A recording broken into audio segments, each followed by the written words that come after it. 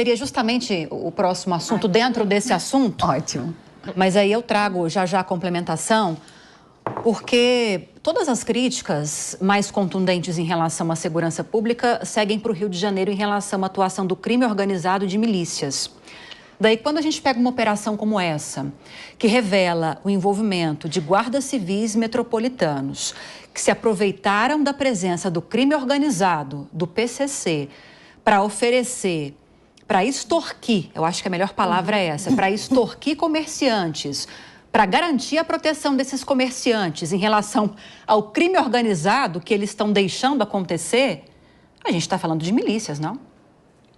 Só para a gente colocar aqui, né? Os termos são um pouco distintos, colocados distintamente no Rio de Janeiro, porque lá eles são ex-policiais militares, então por isso que o nome é milícia, mas não deixa de ser um desdobramento dessa estrutura relacionada, Lívia, à segurança pública, onde maus profissionais, e a gente precisa deixar aqui registrado que não é toda, né, a corporação, existem maus profissionais em todas as áreas e não seria diferente, né? Nós estamos falando aí de guardas civis metropolitanos que atuam, mas claro que se a gente ir um pouco mais adiante, a gente encontra a organização criminosa estudando as pessoas para juízes, para promotores. Então, o que a gente percebe aqui? A força, mais uma vez, do crime que é estruturado, e eu ouso dizer que ele está começando a ficar mais estruturado do que o próprio Estado.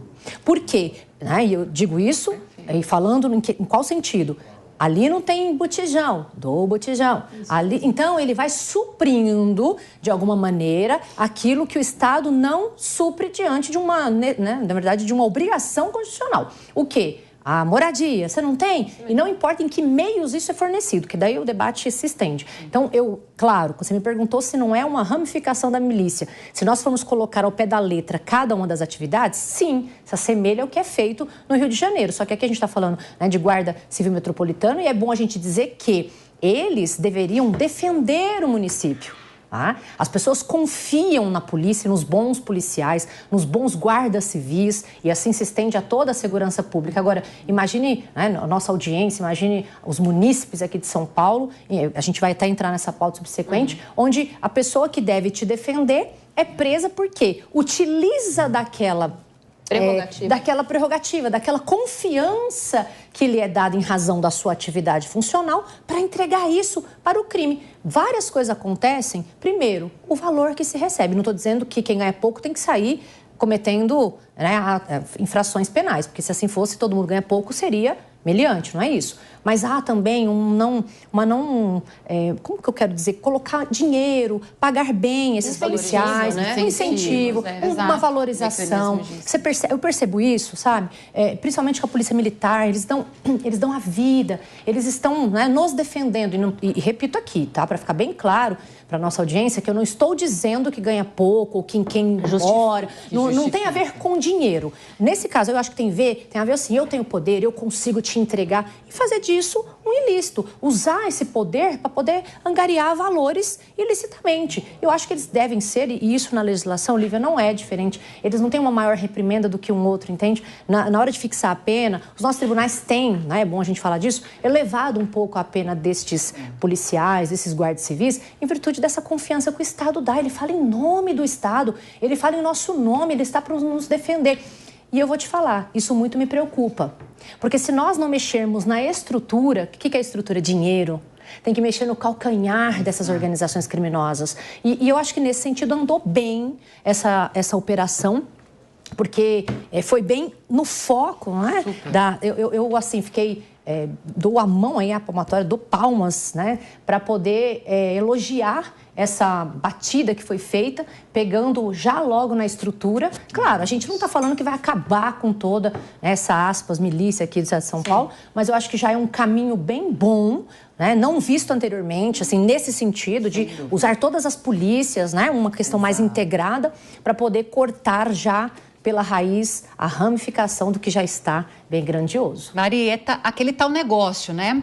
Se não houvesse um vácuo do Estado na segurança pública naquela região, por mais que exista fluxo de usuários, por mais que haja violência exacerbada, não haveria espaço para que esses guardas civis metropolitanos extorquissem esses comerciantes. Então, além dessa problemática levantada pela Priscila, tem essa questão do vácuo deixado pelo Estado, da ineficiência do Estado em algumas questões. Exato. Não dá para deixar de falar isso também, né? A ineficiência, a falta de mecanismos de incentivo, a falta do olhar cuidadoso para justamente a carreira de guarda civil municipal. Eu estava dizendo anteriormente, a gente tem no efetivo algo em torno de 7 mil guardas e 1.000 guardas esperando para serem chamados, que passarem em concurso público. Já imaginaram mais 1.000 guardas efetivos na cidade? Que diferença isso faria?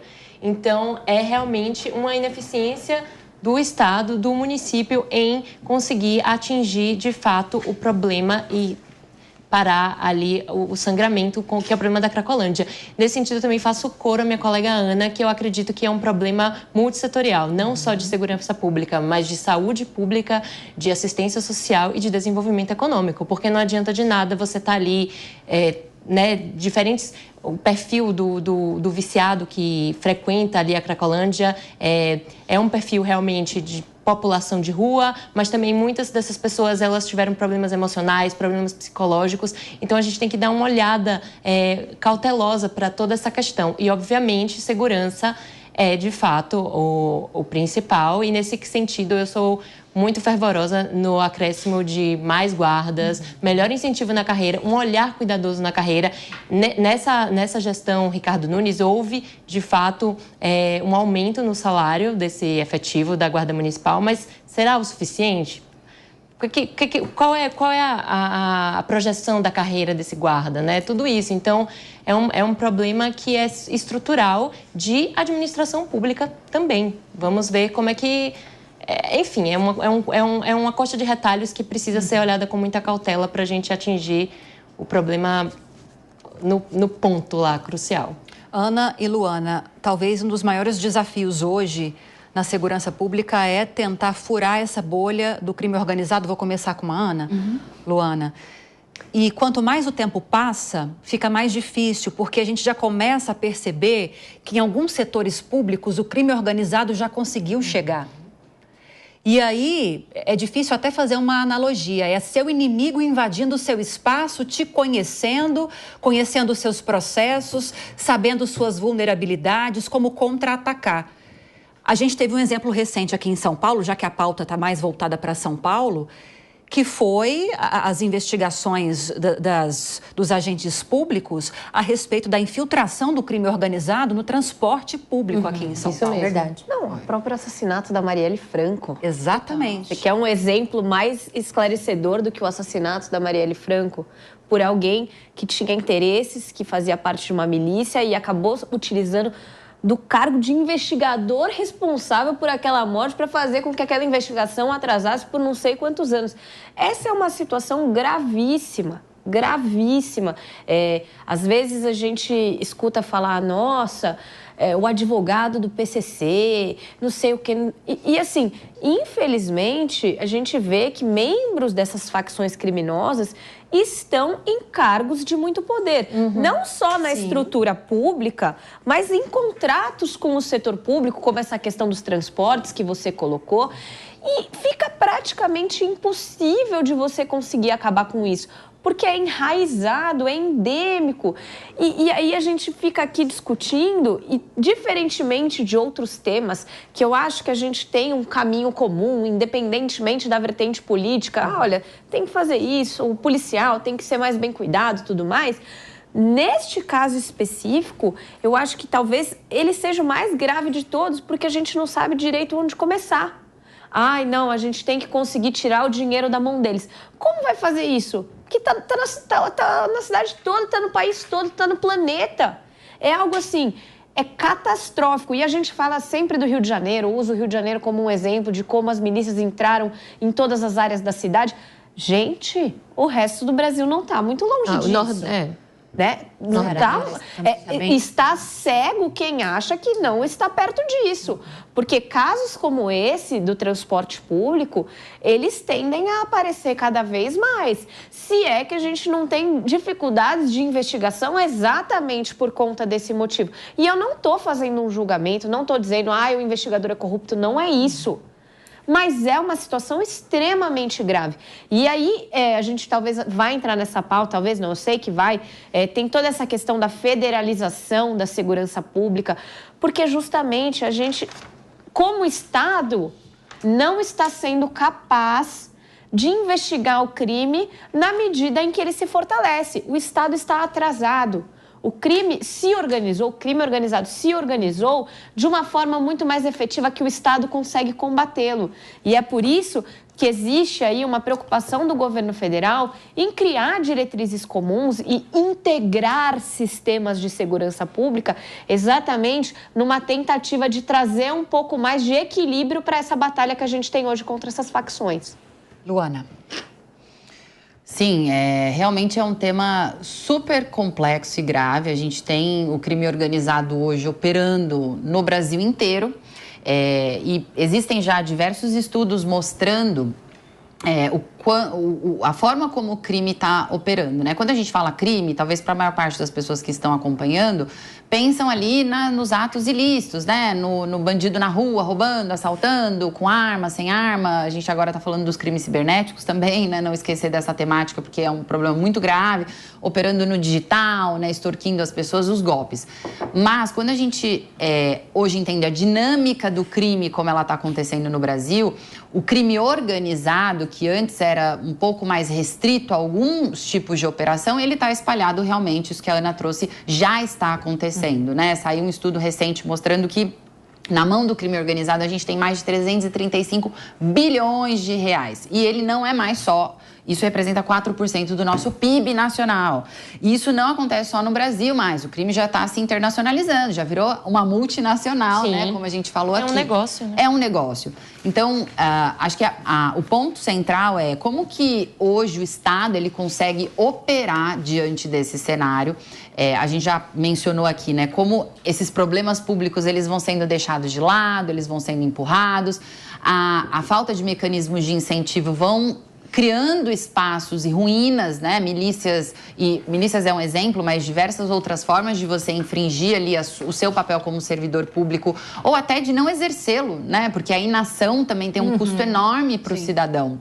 Você tem ali um contingente de servidores que não acredita que aquilo vai mudar, por mais que ele tenha uma boa índole, ele não vai virar um miliciano, ele não vai virar um servidor público corrupto, mas ele não acredita que dá certo, porque ele olha para o lado, vê ali um colega que está indo numa direção que ele não quer ir, ele quer fazer o melhor, mas ele não tem um incentivo para isso. Então, eu concordo, assim, gênero, número e grau com o que a gente já trouxe aqui de elementos, né, do que seriam esses caminhos, do papel preponderante desse tipo de operação, que ela pega esse problema no cerne, né, ele tenta desmantelar, identificar quem são as cabeças, quem são ali os líderes dessas facções, para começar a trazer um olhar de um pouco mais de esperança. Por quê? Existe um ranking internacional, eu gosto muito de dados, tá, gente? Acho que já ficou bem claro aqui que eu gosto de trazer os rankings, os dados, porque isso vai ajudando a gente a ter um senso de referência de onde a gente está. Existe um outro ranking internacional que mostra quanto que um país está preparado para combater a criminalidade e o quanto que a criminalidade, no caso as organizações criminosas, já se instalaram naquele país. Entre 194 países, o Brasil está no quadrante de 63 países que são os piores, os mais vulneráveis, os que têm mais dificuldade. E falta muito pouco, porém não falta ainda, para a gente estar num estado de narcoestado, né, que é chamado quando o narcotráfico ele acaba dominando o estado, que é isso que a professora Priscila trouxe aqui também, com essa atuação interna das facções criminosas em partidos políticos. A gente teve agora essa semana notícias de financiamento de campanhas, de partidos políticos já lançando candidatos aqui no interior de São Paulo, em outros estados também. Então, esse é um ponto que eu gostaria de trazer com grande cautela, grande preocupação para que a gente mantenha isso na cobrança como cidadãos no debate que a gente vai ter agora nas eleições, que a gente mantenha isso no radar para observar o que está sendo feito no nosso país para combater. Porque esses grupos já estão se instalando na política e, como a professora Priscila trouxe aqui muito bem, no momento em que isso acontece, é muito difícil a gente retroceder, porque isso acaba sendo arraigado em estruturas que são tão rígidas, tão permanentes e tão difíceis de se desmantelar que a gente caminha para uma outra direção. Não quero ser alarmista, porque eu também gosto, além de números, de ser otimista e de pensar, né, no que pode dar certo. Então, vou trazer aqui também, né, esse olhar de esperança com as operações que a gente viu essa semana. É isso que a gente precisa, a integração de todas as forças necessárias e que participam da decisão e das políticas públicas nessa área, para que a gente olhe para o problema de frente, né? Sem desviar dele porque ele é complexo, porque ele vai ficar pior a cada dia.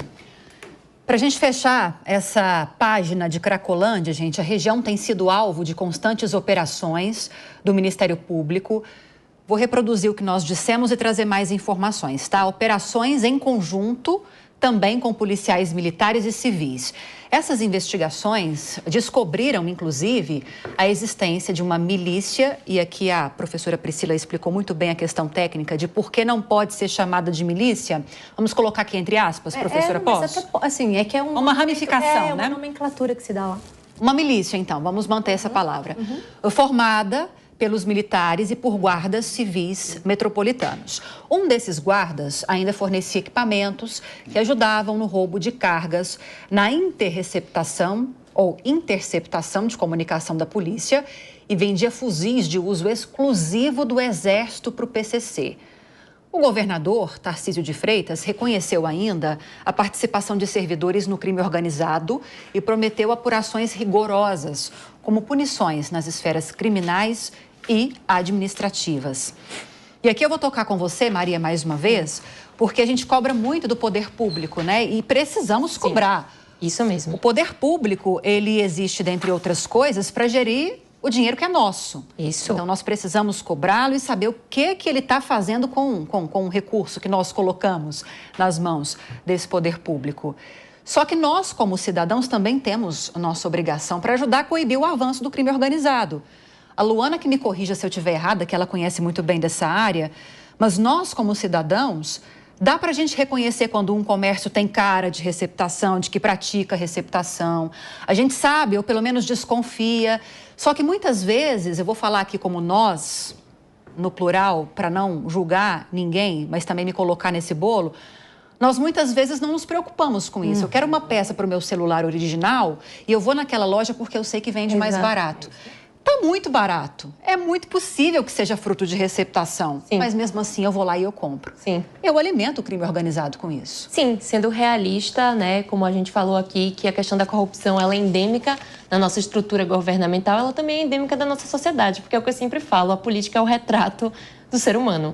Então, se existe corrupção no órgão público, existe corrupção no dia a dia do cidadão. A gente sabe, foi o que você falou, as lojas que vendem aparelhos mais baratos, ou, de repente, algum tipo de telefone, tudo isso, né? Eu acho que isso é uma questão de educação, acima de tudo, de ética e civilidade, que eu acho que falta muito nas nossas estruturas educacionais de base, nesse sentido, a questão de investir numa melhor educação pública. Eu ouvi a Luana aqui falando sobre os funcionários, né? A gente falando dos funcionários que vão tender à criminalidade, à corrupção. E eu fiquei pensando, nossa, no fator atratividade do crime. Realmente o crime, ele é atrativo. E eu até, eu não estou fazendo apologia ao crime de maneira nenhuma, mas eu estou trazendo um fator realístico que é a atratividade do crime. Até para o próprio jovem que nasce nas comunidades de mais baixa renda, eles vão olhar aquilo ali, nossa, se eu seguir o percurso da educação formal, numa educação pública que não é de boa qualidade,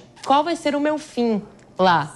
Eu vou ter uma carreira que não vai me render ganhos financeiros, não vai me render atratividade, enfim. E o crime, nesse sentido, tem uma maior atratividade financeira, pessoal e emocional, além, né, uma vida mais curta, porém, tem a questão da atratividade financeira e emocional. Nesse sentido, eu acho que a educação é crucial. Nós, como sociedade, a gente tem que se ajudar nesse sentido de, olha que estranho isso, né? Esse comércio.